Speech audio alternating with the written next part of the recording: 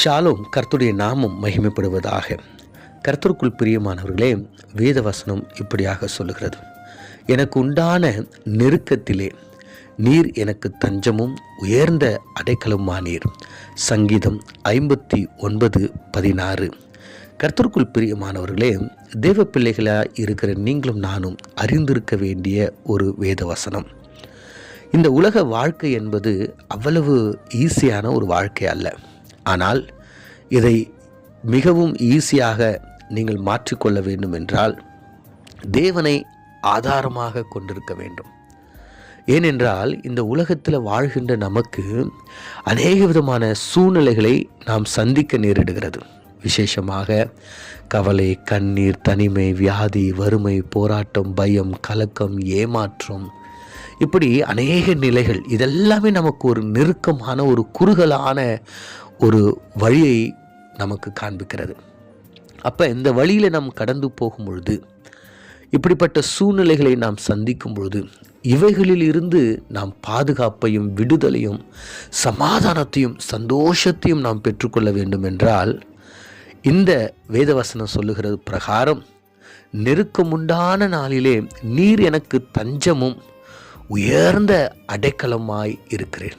இல்லை, ஒரு திருடனை ஒரு போலீஸ் துரத்திக்கிட்டு வரும்பொழுது அவர் எங்கன்னா போய் ஒரு இடத்துல மறைஞ்சிக்கிறார்.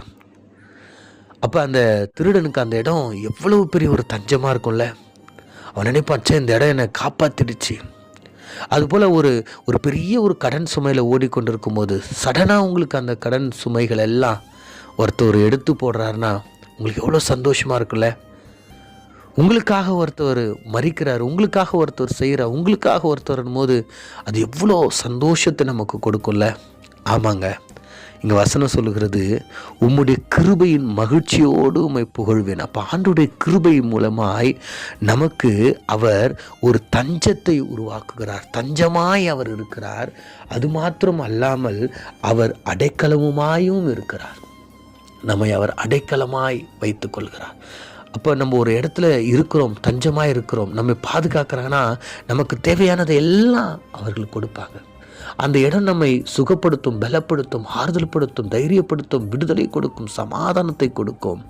அப்படிப்பட்ட ஒரு இடமாய் தேவன் இருக்கிறார் என்று வேதவசனம் சொல்லுகிறது. அது மாத்திரமல்லாமல் அடுத்த வசனம், என் பலனே உம்மை கீர்த்தனம் பண்ணுவேன் என்று அவர் சொல்லுகிறார்.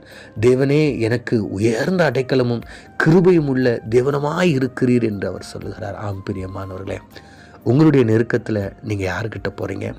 உங்களுடைய நெருக்கத்தில் நீங்கள் யாரை சார்ந்திருக்கிறீங்க? ஒருவேளை மனுஷனையா, உறவினர்களையா, மற்றவர்களையா?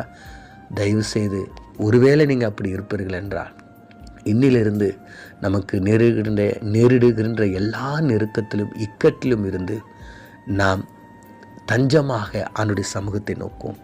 நமக்கு அடைக்கலமாக ஆண்டுடைய சமூகத்துக்கு நாம் ஓடி போவோம். கர்த்தர் உங்களை ஆசீர்வதிப்பார். கண்களை மூடி நாம் ஜெபிப்போம். எங்களை அதிகமாய் நேசிக்கிற எங்கள் பரலோக தகப்பனே, ஆண்டவரே, நாங்கள் வாசித்த இந்த வேத வசனத்தின் பிரகாரம் அப்பா, உம்முடைய பிள்ளைகளுக்கு நீரே ஆண்டவரே தஞ்சமும் நீரே அடைக்கலமாயிருந்து எல்லா சூழ்நிலைகள், கவலைகள், கண்ணீர்கள், வேதனைகள், வறுமைகள், தனிமைகள், போராட்டங்கள், எல்லா நிலைகளிலும் நீரே அவர்களுக்கு தஞ்சமும் கோட்டையுமாய் அடைக்கலமாய் பலனுமாய் இருந்து வழி நடத்தும்படியா இயேசு மூலம் ஜெபிக்கிறோம் நல்ல பிதாவே, ஆமென்.